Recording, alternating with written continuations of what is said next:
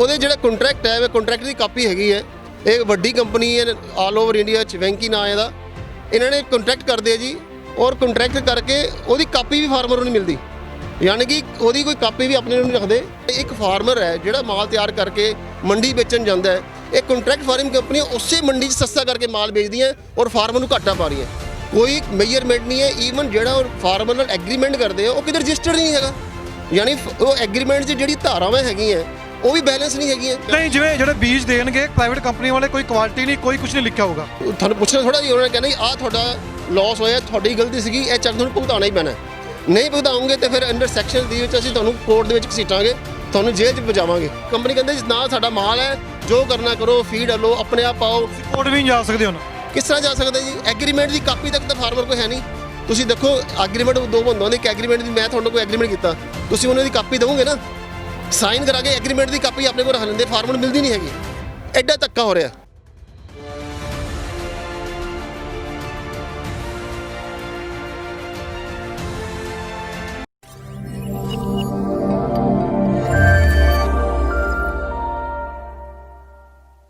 ਇਹ ਇੰਟਰਵਿਊ ਤੁਹਾਡੇ ਵਾਸਤੇ ਦੇਖਣੀ ਬਹੁਤ ਹੀ ਲਾਜ਼ਮੀ ਹੈ।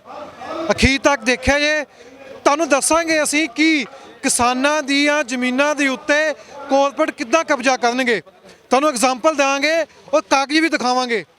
ਕਾਗਜ਼ ਅਸੀਂ ਦਿਖਾਵਾਂਗੇ ਤੁਹਾਨੂੰ, ਜੋ ਕਿ ਮੁਰਗੀਆਂ ਪੋਲਟਰੀ ਫਾਰਮ ਵਿੱਚ ਪਾਲੀਆਂ ਜਾਂਦੀਆਂ ਨੇ, ਉਸ ਉੱਪਰ ਪ੍ਰਾਈਵੇਟ ਕੰਪਨੀਆਂ ਨੇ ਕਬਜ਼ਾ ਕੀਤਾ ਹੈ। ਇਸ ਦੀ ਉਦਾਹਰਨ ਤੁਸੀਂ ਲੈ ਸਕਦੇ ਹੋ ਕਿਸਾਨਾਂ ਦੀ ਜ਼ਮੀਨਾਂ ਦੇ ਉੱਤੇ ਵੀ। ਤੁਹਾਨੂੰ ਕਾਗਜ਼ ਦਿਖਾਉਂਦੇ ਆ ਜਿਹੜੇ ਪੋਲਟਰੀ ਫਾਰਮ ਦੇ ਉੱਤੇ ਪ੍ਰਾਈਵੇਟ ਕੰਪਨੀਆਂ ਨੇ ਕਬਜ਼ੇ ਕੀਤੇ ਹੋਏ ਨੇ। ਚੈੱਕ ਕੱਟ ਕੇ ਲੈ ਰਹੇ ਨੇ ਉਹਨਾਂ ਨੇ। 2 ਤੁਹਾਡੇ ਚੈੱਕ ਜਿਨ੍ਹਾਂ ਦੀ ਪੋਲਟਰੀ ਫਾਰਮ ਦੇ ਮਾਲਕ ਨੇ, ਤੇ 2 ਗਰੰਟਰ ਦੇ ਵੀ ਚੈੱਕ ਲਏ ਨੇ। ਵੀਡੀਓ ਅੰਤ ਤੱਕ ਦੇਖਿਆ ਜੇ, ਸ਼ੇਅਰ ਵੀ ਕਰਦੇ ਜੇ। ਤੁਹਾਨੂੰ ਅਸੀਂ ਮਿਲਾਵਾਂਗੇ ਸੰਜੇ ਸ਼ਰਮਾ ਨਾਲ, ਜੋ ਕਿ ਪੋਲਟਰੀ ਫਾਰਮ ਦੇ ਪੰਜਾਬ ਦੇ ਇੰਡੀਪੈਂਡੈਂਟ ਪ੍ਰਧਾਨ ਨੇ, ਪ੍ਰੈਜ਼ੀਡੈਂਟ ਨੇ। ਉਹਨਾਂ ਨਾਲ ਮਿਲਾਵਾਂਗੇ, ਕਾਗਜ਼ ਵੀ ਦਿਖਾਵਾਂਗੇ, ਇੱਕ ਗੱਲ ਵੀ ਸੁਣਾਵਾਂਗੇ। ਜੋ ਅੱਜ ਇਹ ਗੱਲ ਕਰ ਰਹੇ ਨੇ ਕਿ ਜਿਨ੍ਹਾਂ ਦੀ ਜ਼ਮੀਨਾਂ ਜ਼ਿਆਦਾ ਹੈਗੀਆਂ ਨੇ ਉਹ ਘਰ ਬੈਠੇ ਨੇ ਵੀ ਇੱਥੇ ਆਉਣ ਦਾ ਫਾਇਦਾ ਕੋਈ ਨਹੀਂ, ਉਹਨਾਂ ਨੂੰ ਹੀ ਦਿਖਾਵਾਂਗੇ ਕਿ ਜਿਨ੍ਹਾਂ ਦੀਆਂ ਜ਼ਿਆਦਾ ਜ਼ਮੀਨਾਂ ਨੇ ਉਹਨਾਂ ਨੂੰ ਜ਼ਿਆਦਾ ਨੁਕਸਾਨ ਹੋ ਰਿਹਾ ਹੈ। ਤੁਹਾਨੂੰ ਕਾਗਜ਼ ਦਿਖਾਉਂਦੇ ਆ, ਉਦੋਂ ਸ਼ਖਸ ਨਾਲ ਵੀ ਮਿਲਾਉਂਦੇ ਆ ਜੋ ਆਪਣੀ ਗੱਲ ਰੱਖਣ ਵਾਸਤੇ ਸਿੰਘੂ ਬਾਰਡਰ ਧਰਨੇ ਦੇ ਉੱਤੇ ਆਏ ਨੇ। ਬੋਲਣ ਦਾ ਸਮਾਂ ਲਿਆ ਇਹਨਾਂ ਨੇ, ਇਹ ਸਟੇਜ ਤੋਂ ਹੀ ਬੋਲਣਗੇ। ਉਹ ਸਮਝਾਣਗੇ ਕਿ ਪੋਲਟਰੀ ਫਾਰਮਾਂ ਦੇ ਉੱਤੇ ਕੰਪਨੀਆਂ ਨੇ ਕਿੱਦਾਂ ਕਬਜ਼ਾ ਕੀਤਾ ਹੈ। ਔਰ ਇੱਕ ਕੰਪਨੀ ਇਸ ਵਿੱਚੋਂ ਭੱਜ ਵੀ ਗਈ ਹੈ। ਜਾਣ ਬੁੱਝ ਕੇ ਉਹਨਾਂ ਨੇ ਅੱਗ ਲਵਾਈ ਹੈ ਆਪਣੀ ਕੰਪਨੀ 'ਚ। ਫਾਰਮਾਂ ਦੇ ਜੋ ਪੋਲਟਰੀ ਫਾਰਮ ਸੀ ਉਹਨਾਂ ਦੇ ਜੋ ਕਾਗਜ਼ ਸੀ ਉਹ ਵੀ ਸੜਵਾਏ ਨੇ। ਸਾਡੇ ਮੌਜੂਦ ਨੇ ਸੰਜੇ ਸ਼ਰਮਾ। ਇੱਕ ਗੱਲ ਸੁਣਨ ਵਾਲੀ ਹੈ, ਕਿੱਦਾਂ ਕਬਜ਼ਾ ਹੋਏਗਾ ਜ਼ਮੀਨਾਂ ਦੇ ਉੱਤੇ ਕਿਸਾਨਾਂ ਦਾ ਜੇ ਤੁਸੀਂ ਕਾਲੇ ਕਾਨੂੰਨਾਂ ਦਾ ਵਿਰੋਧ ਨਹੀਂ ਕੀਤਾ। ਪੋਲਟਰੀ ਫਾਰਮ ਤੇ ਹੋ ਰਿਹਾ। ਸੰਜੇ ਸ਼ਰਮਾ ਸਾਡੇ ਨਾਲ ਨੇ, ਆਪਾਂ ਸਾਰੀ ਗੱਲਬਾਤ ਇਹਨਾਂ ਨਾਲ ਕਰਾਂਗੇ।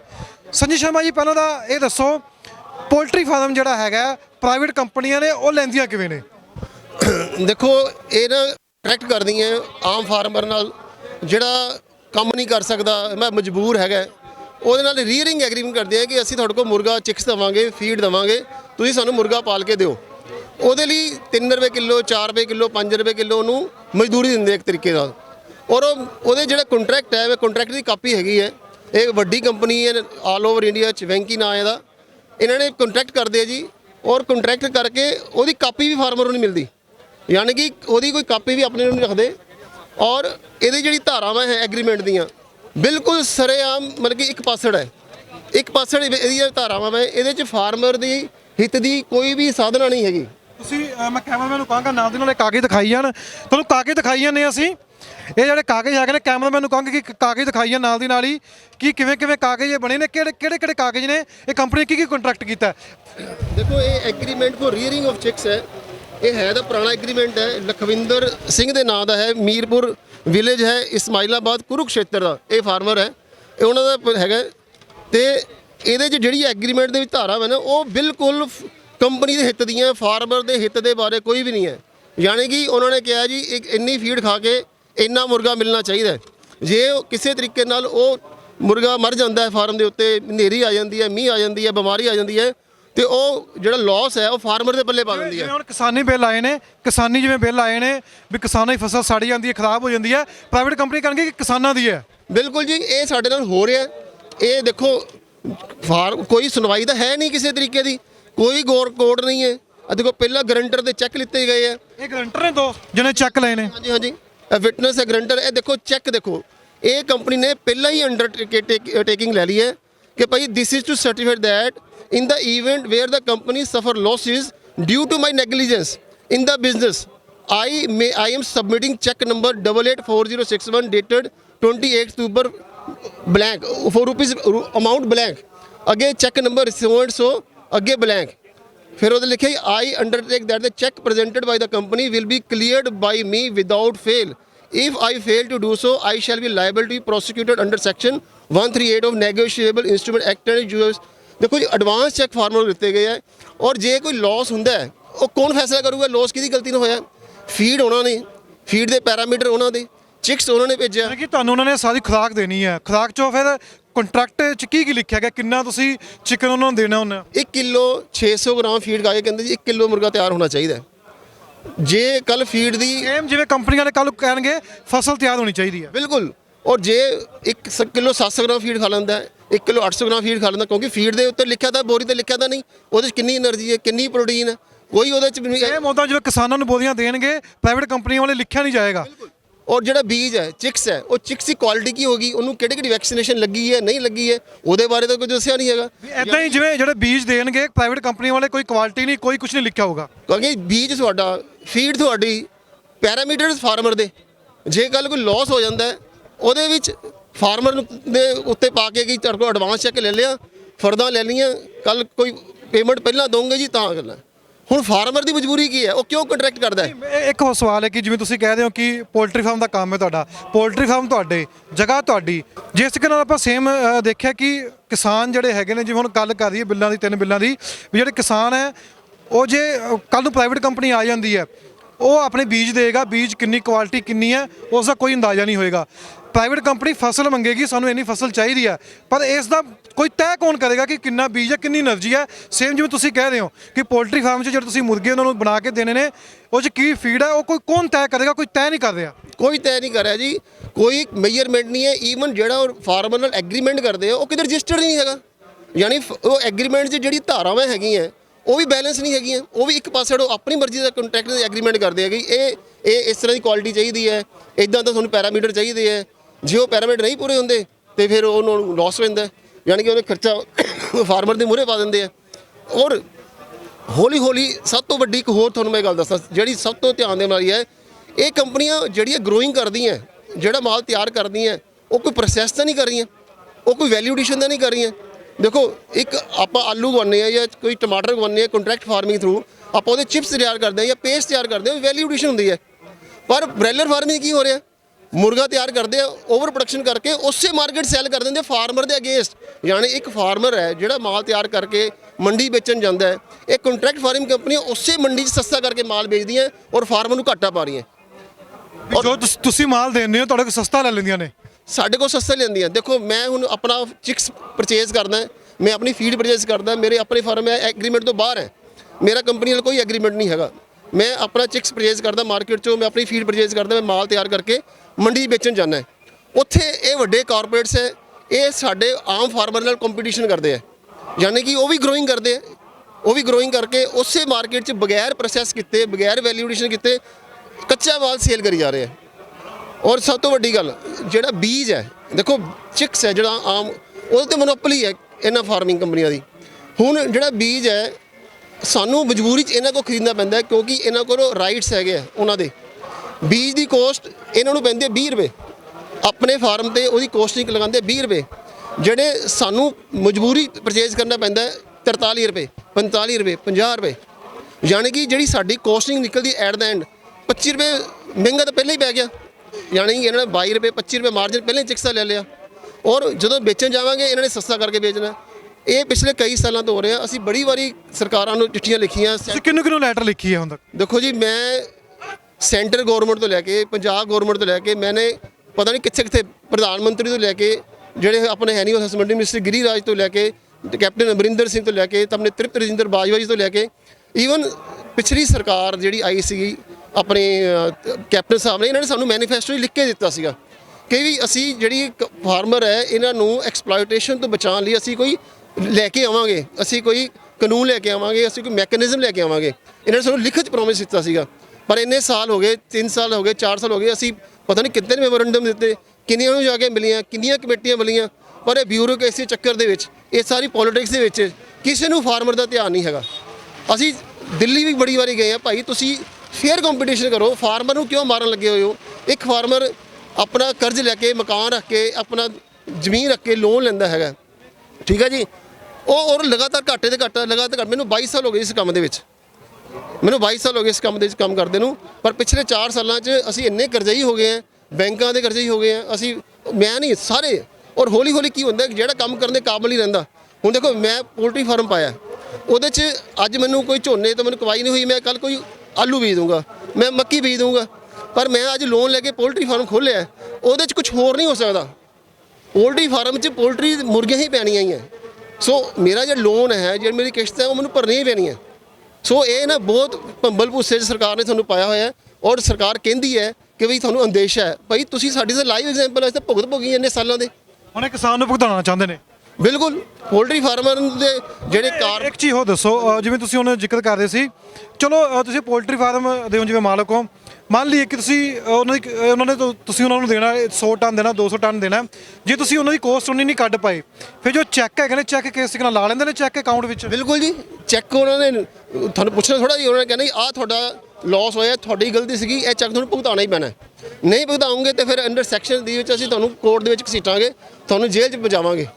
ਤੁਹਾਡੇ ਕੋਲ ਫਰਦ ਵੀ ਲਈ ਗਏ ਪੋਲਟਰੀ ਫਾਰਮ ਦੀ? ਦੇਖੋ ਜੀ, ਮੈਂ ਤਾਂ ਕੰਟਰੈਕਟ ਫਾਰਮਿੰਗ ਕਰਦਾ ਨਹੀਂ, ਮੈਂ ਕੀਤੀ ਸੀਗੀ, ਪਰ ਮੈਂ ਇਹ ਜਿਹੀਆਂ ਚੀਜ਼ਾਂ ਤੋਂ ਡਰ ਕੇ ਮੈਂ ਬਾਹਰ ਆ ਗਿਆ, ਕਿਉਂਕਿ ਮੈਂ ਸੋਚਿਆ ਮੈਂ ਆਪਾਂ ਦੇਖੋ, ਉਹ ਇੱਕ ਤਾਂ ਗੁਲਾਮੀ ਕਰਨ ਵਾਲੀ ਗੱਲ ਹੈ, ਕੋਈ ਤੁਹਾਡੇ ਹੱਥ 'ਚ ਕੁਝ ਹੈ ਹੀ ਨਹੀਂ।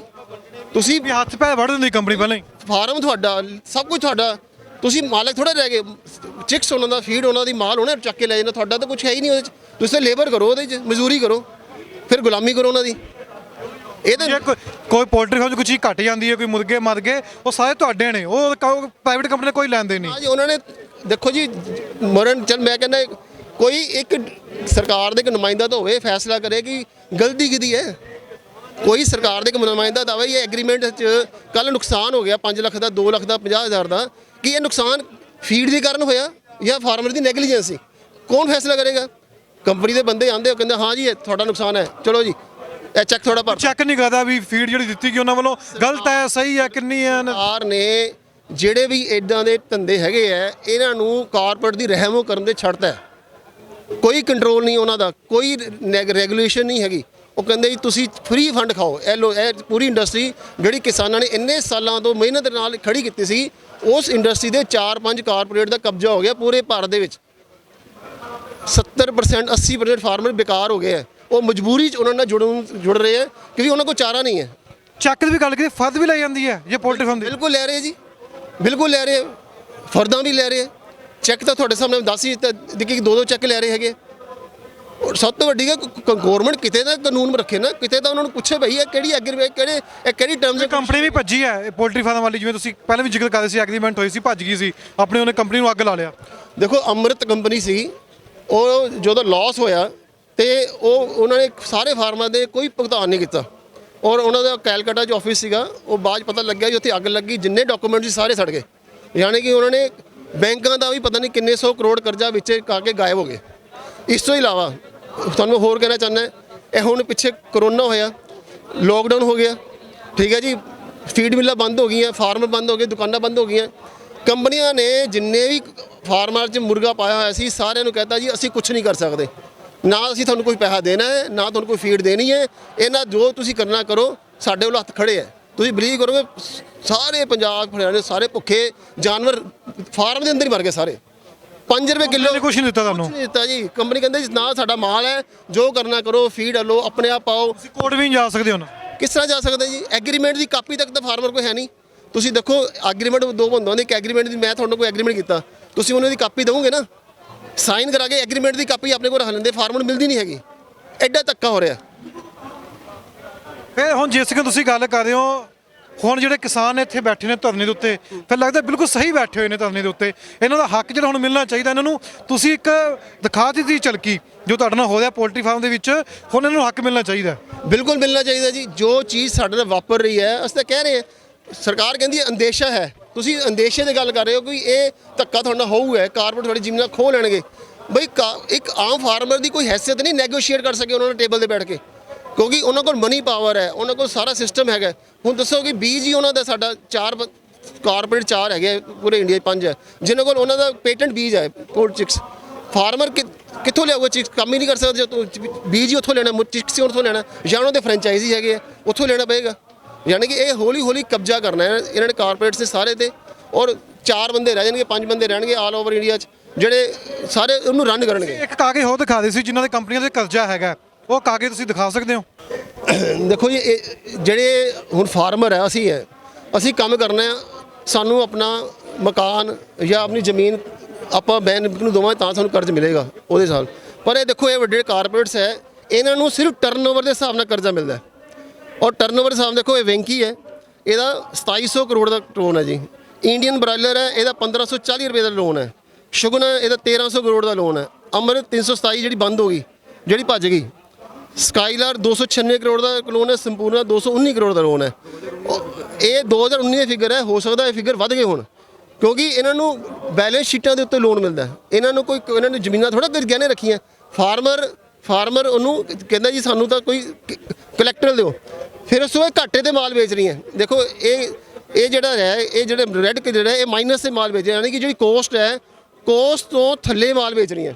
ਯਾਨੀ ਕਿ ਜਾਣਬੁੱਝ ਕੇ ਸਸਤਾ ਮਾਲ ਵੇਚਣਾ, ਓਵਰ ਪ੍ਰੋਡਕਸ਼ਨ ਕਰਨੀ ਹੈ, ਆਪ ਘਾਟੇ 'ਚ ਜਾਣਾ, ਫਿਰ ਆਮ ਜਿਹੜਾ ਫਾਰਮਰ ਉਹਨੂੰ ਘਾਟੇ 'ਚ ਪਾਉਣਾ, ਤਾਂ ਕਿ ਉਹ ਆਪਣਾ ਕੰਮ ਬੰਦ ਕਰਕੇ ਮਜ਼ਦੂਰੀ ਸਾਡੇ ਨਾਲ ਮਿਲੇ। ਇਹ ਅਸੀਂ governor reserve bank of India ਨੂੰ ਲਿਖੀ ਸੀ ਚਿੱਠੀ ਕਿ ਭਾਈ ਐਡੇ ਲੋਨ ਦੇ ਰਹੇ ਹੋ, ਕੱਲ੍ਹ ਇਹ ਘਾਟਾ ਪਾ ਕੇ ਕੰਪਨੀਆਂ ਬੰਦ ਕਰ ਜਾਣਗੀਆਂ, ਤੁਹਾਡਾ ਲੋਨ ਹੋਰ ਵਿਜੇ ਮਾਲਿਆ, ਹੋਰ ਇਹ ਸਰਚੋਕਸੀ, ਇਹ ਕੜੇ ਬੜੇ ਹੋਰ ਤਿਆਰ ਹੋਣਗੇ। ਤੁਸੀਂ ਘੱਟ ਤੋਂ ਘੱਟ ਇਹਨਾਂ ਦਾ ਇਨਕੁਆਇਰੀ ਕਰੋ। ਸਾਨੂੰ ਇੱਕ ਲੈਟਰ ਆਈ ਵੀ ਸੀ RBI ਤੋਂ, ਮਿਨਿਸਟਰੀ ਆਫ ਹੋਮ ਮਿਨਿਸਟਰ ਤੋਂ, ਕਿ ਵੀ ਅਸੀਂ ਉਹਨਾਂ ਨੇ ਰਿਕਮੈਂਡ ਕੀਤਾ ਸੀ RBI ਨੂੰ ਕਿ ਵੀ ਤੁਸੀਂ ਇੱਕ ਇਨਕੁਆਇਰੀ ਰੇਜ਼ ਕਰੋ ਕਿ ਇਹ ਜੋ ਲੈਟਰ ਬਾਰੇ। ਪਰ 8 ਤੋਂ 8 ਮਹੀਨੇ ਹੋਣ ਦੇ ਬਾਵਜੂਦ ਵੀ ਸਾਨੂੰ ਉਹਦੀ ਕੋਈ ਰਿਪਲਾਈ ਨਹੀਂ ਆਈ ਕਿ ਉਹ ਇਨਕੁਆਇਰੀ ਦਾ ਕੀ ਬਣਿਆ। ਤੁਸੀਂ ਕੋਈ ਜਾਂਚ ਕੀਤੀ ਹੈ ਕਿ ਵੀ ਇਹ ਸਸਤਾ ਮਾਲ ਕਿਉਂ ਵੇਚ ਰਹੀ ਹੈ? ਇੱਕ ਤੁਹਾਨੂੰ ਹੋਰ ਘੱਟ ਹੈ, ਜਿਵੇਂ ਕੰਪਨੀਆਂ ਲੋਨ ਲਏ ਨੇ 2500 ਕਰੋੜ, 5000 ਕਰੋੜ, 10 ਕਰੋੜ, ਕੱਲ ਨੂੰ ਇਹ ਭੱਜ ਜਾਂਦੀਆਂ ਨੇ ਇੱਥੋਂ ਦੀਆਂ। ਜੋ ਤੁਹਾਡਾ ਮਾਲ ਹੈਗਾ ਤੁਸੀਂ ਕਿਸੇ ਨੂੰ ਵੇਚ ਸਕਦੇ ਹੋ? ਫਿਰ ਦੇਖੋ, ਪਹਿਲੀ ਗੱਲ ਤਾਂ ਜੀ, ਜਦੋਂ ਉਹਨਾਂ ਨੂੰ ਘਾਟੇ ਪੈਣੀ, ਉਹਨਾਂ ਸਭ ਕੁਝ ਉਹਨਾਂ ਦਾ ਹੈ ਕੀ ਹੈ? ਫਾਰਮ ਦਾ ਫਾਰਮਰ ਦੇ ਹੈਗੇ ਹੈ, ਸਭ ਕੁਝ ਉਹਨਾਂ ਦਾ। ਕੰਪਨੀਆਂ ਕੁਛ ਹੈ ਹੀ ਨਹੀਂ ਇੱਥੇ, ਕੁਛ ਹੈ ਹੀ ਨਹੀਂ। ਉਹਨਾਂ ਨੇ ਦੇਖੋ, ਉਹਨਾਂ ਨੇ ਫੀਡ ਮਿਲਾਂ ਕਿਰਾਏ ਤੇ ਲਿੱਤੀਆਂ ਹੋਈਆਂ, ਉਹਨਾਂ ਦਾ ਕੁਝ ਵੀ ਨਹੀਂ ਹੈਗਾ, ਕੋਈ ਇਨਫਰਾਸਟ੍ਰਕਚਰ ਨਹੀਂ ਹੈ, ਕੋਈ ਨਵਾਂ ਉਹਨਾਂ ਨੇ ਟੈਕਨੀਕ ਨਹੀਂ ਇੱਥੇ ਇਨਵੈਸਟ ਕੀਤੀ ਗਈ, ਕੋਈ ਐਕਸਪੋਰਟ ਨਹੀਂ ਕਰ ਰਹੇ, ਕੋਈ ਵੈਲਿਊ ਐਡੀਸ਼ਨ ਨਹੀਂ ਕਰ ਰਹੇ। ਉਹ ਸਿਰਫ ਉਹਨਾਂ ਨੇ ਆਪਣੀ ਟਰਨਓਵਰ ਵਧਾ ਰਿਹਾ, ਮਾਲ ਤਿਆਰ ਕੀਤਾ, ਚਲੋ ਜੀ ਵੈਟ ਵੇਚਤਾ, ਕੱਚਾ ਮਾਲ ਤਿਆਰ ਕੀਤਾ, ਬੈਸਟ ਵੇਚਤਾ।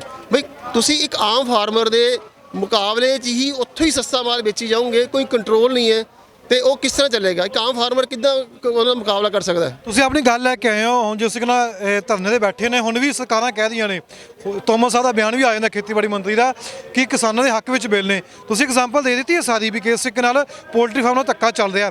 ਹੁਣ ਵੀ ਲੱਗਦਾ ਕਿ ਸਰਕਾਰਾਂ ਜਿਹੜੀਆਂ ਹੈਗੀਆਂ ਨੇ ਸਹੀ ਨੇ ਕਿ ਕਿਸਾਨ ਸਹੀ ਨੇ? ਬਿਲਕੁਲ ਕਿਸਾਨ ਸਹੀ ਹੈ ਜੀ।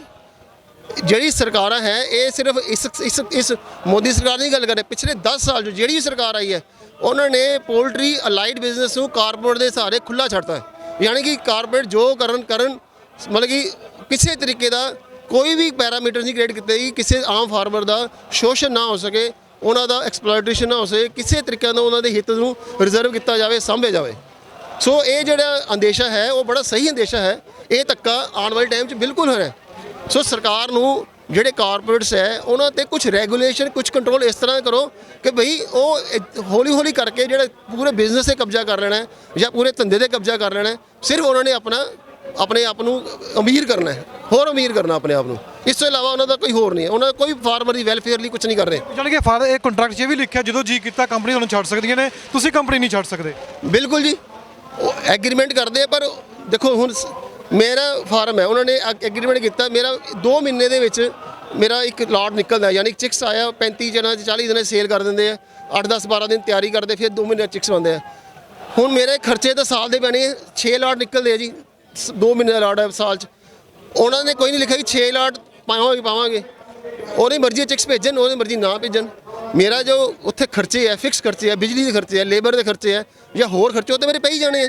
ਕੰਪਨੀ ਦੇ ਵੱਲੋਂ ਕੋਈ ਕੰਪਲਸ਼ਨ ਨਹੀਂ ਹੈ ਕਿ ਉਹਨਾਂ ਨੇ ਕੰਮ ਚਲਾਣੇ ਜਾਣੇ। ਕਈਆਂ ਨੇ ਤਾਂ ਕਈਆਂ ਨੇ ਤਾਂ ਉਹਨਾਂ ਦੇ ਫਾਰਮ ਬਣਵਾਏ, ਬੈਂਕ ਲੋਨ ਲੈ ਕੇ ਉਹਨਾਂ ਨੇ ਫਾਰਮਰ ਨੇ, ਪਰ ਉਹਨਾਂ ਨੇ ਅਚਾਨਕ ਕਹਿੰਦਾ ਜੀ ਅਸੀਂ ਸਾਡਾ ਐਗਰੀਮੈਂਟ ਕੈਂਸਲ ਕਰਤਾ। ਹੁਣ ਜਿਹਨੇ ਲੋਨ ਲੈ ਕੇ ਫਾਰਮ ਬਣਾਏ, ਉਹ ਕੀ ਕਰੇਗਾ? ਨਾ ਉਹਦੇ ਕੋਲ ਕੰਮ ਕਰਨ ਜੋਗੇ ਪੈਸੇ ਹੈਗੇ ਆ, ਨਾ ਉਹ ਚਿਕਸ ਲੈ ਸਕਦਾ, ਫੀਡ ਲੈ ਸਕਦਾ, ਉਹ ਤਾਂ ਫਸ ਗਿਆ। ਕੰਪਨੀਆਂ ਦੇ ਭਰੋਸੇ ਉਹਨੇ ਕੰਮ ਬਣਾਇਆ, ਫਾਰਮ ਬਣਾਏ, ਉਸ ਤੋਂ ਬਾਅਦ ਉਹ ਕੰਪਨੀ ਕਹਿੰਦੀ ਜੀ ਅਸੀਂ ਤੁਹਾਨੂੰ ਕੁਝ ਨਹੀਂ ਕਰਨਾ, ਅਸੀਂ ਘਾਟੇ ਖਾਦੇ।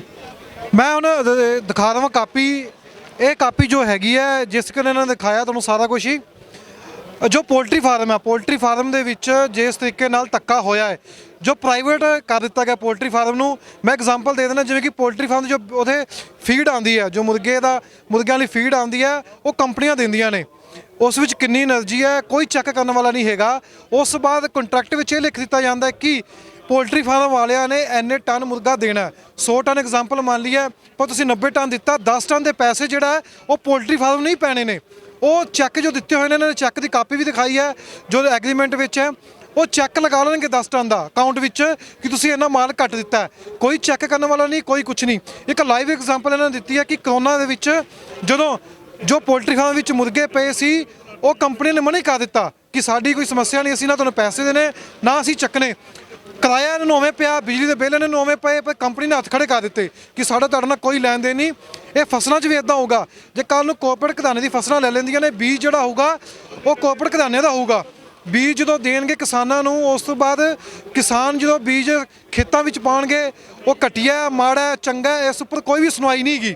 ਇਹ ਸਮਝ ਲਓ ਕੋਈ ਸੁਣਵਾਈ ਨਹੀਂ ਹੈਗੀ। ਕੱਲ੍ਹ ਨੂੰ ਫਸਲ ਸੜ ਜਾਂਦੀ ਹੈ, ਖਰਾਬ ਹੋ ਜਾਂਦੀ ਹੈ, ਕੋਰਪੋਰੇਟ ਕੰਪਨੀ ਨੇ ਤੁਹਾਡੇ ਚੈੱਕ ਪਹਿਲਾਂ ਹੀ ਲੈ ਲੈਣੇ ਨੇ। ਉਹ ਚੈੱਕ ਲਾ ਦੇਣੇ ਅਕਾਊਂਟ ਦੇ ਵਿੱਚ। ਸਾਨੂੰ ਇਹ ਚੀਜ਼ ਕਿਸਾਨਾਂ ਕੋਲੋਂ ਨਹੀਂ ਮਿਲੀ, ਕਿਸਾਨਾਂ ਕੋਲ ਸਾਨੂੰ ਇੰਨੀ ਫਸਲ ਨਹੀਂ ਮਿਲੀ, ਕੰਪਨੀ ਦਾ ਨੁਕਸਾਨ ਹੋ ਗਿਆ। ਤੁਹਾਡੇ ਨਾਲ ਐਗਰੀਮੈਂਟ ਹੋਊਗਾ, ਤੁਹਾਡੀ ਜ਼ਮੀਨ ਤੇ ਐਗਰੀਮੈਂਟ ਹੋਊਗਾ। ਇਹਨਾਂ ਨੇ ਕਿਹਾ ਫਰਦ ਵੀ ਲੈ ਲਈ ਹੈ, ਚੈੱਕ ਲੈ ਲੈਣੇ, 4 ਬਲੈਂਕ ਚੈੱਕ ਨੇ, ਕੋਈ ਅਮਾਊਂਟ ਨਹੀਂ ਪਾਈ। ਫਿਰ ਕੱਲ੍ਹ ਨੂੰ ਜਾ ਕੇ ਕਿਸਾਨਾਂ ਦੇ ਵੀ ਚੈੱਕ ਜਿਹੜੇ ਅਕਾਊਂਟ 'ਚ ਲੱਗਣਗੇ। ਇਹ ਚੀਜ਼ ਤੁਸੀਂ ਸਮਝ ਲਈ ਹੈ। ਪੋਲਟਰੀ ਫਾਰਮ ਦੇ ਉੱਤੇ ਜਿਹੜੇ ਮੰਤਰੀ ਅੱਜ ਕੱਲ੍ਹ ਗਿਣਾ ਰਹੇ ਨੇ ਕਿ ਜੋ ਐਗਰੀਮੈਂਟ ਬਿਲਕੁਲ ਸਹੀ ਨੇ। ਲਾਈਵ ਐਗਜ਼ਾਮਪਲ ਦੇਖੀਏ ਤੁਸੀਂ।